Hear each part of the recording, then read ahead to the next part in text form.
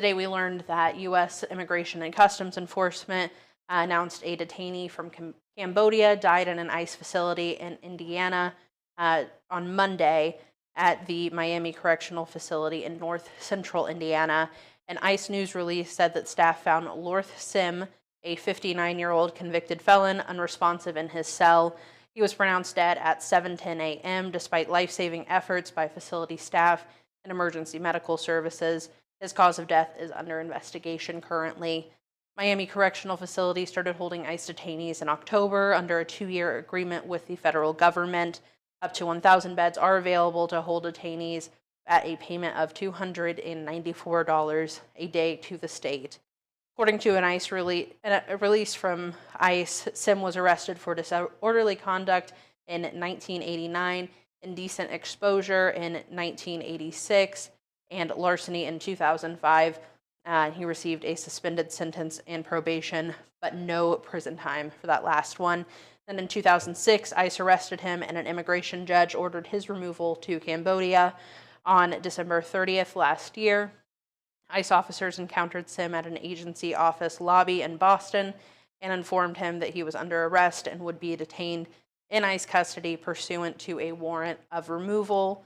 On January 5th, ICE Boston transferred him to ICE Chicago custody, and Sim entered the United States as a refugee in 1983 and became a lawful permanent citizen in 1986.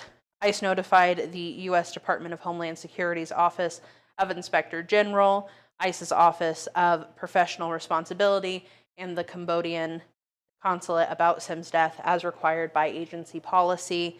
Now, Sim is the 7th immigrant to die in ICE custody this year, according to immigration analyst Austin Kocher. Nearly 40 deaths have occurred since President Donald Trump took office. And we do have a quote from ICE, which says, ICE is committed to ensuring that all those in custody reside in secure, and humane environments. Comprehensive medical care is provided from the moment individuals arrive and throughout the entirety of their stay. All people in ICE custody receive medical, dental, and mental health intake screenings within 12 hours of arriving at each detention facility, a full health assessment within 14 days of entering ICE custody or arrival at a facility, access to medical appointments, and 24-hour emergency care. At no time during detention is a detained alien denied emergency care, end quote. Now, as of February 5th, Kocher reported Miami was holding an average of 577 detainees per day with an average length of stay of 34 days. The statistical analysis found that ICE detains more people and for more days at Miami compared to other facilities.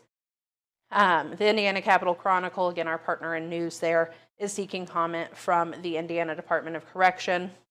Representative Ed Delaney, who is an outspoken critic of the deal with ICE, called for a state investigation as well, saying, quote, I have spoken to officials at the Department of Correction and urged them to conduct a thorough investigation of the death of this detainee.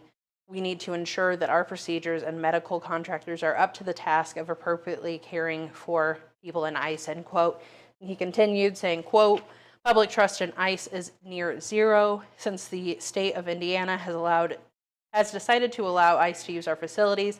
It is incumbent on us to ensure that the conditions in that facility are up to standard. Over the last few months, I have visited Miami Correctional Facility 3 times to see for myself that detainees are receiving proper treatment.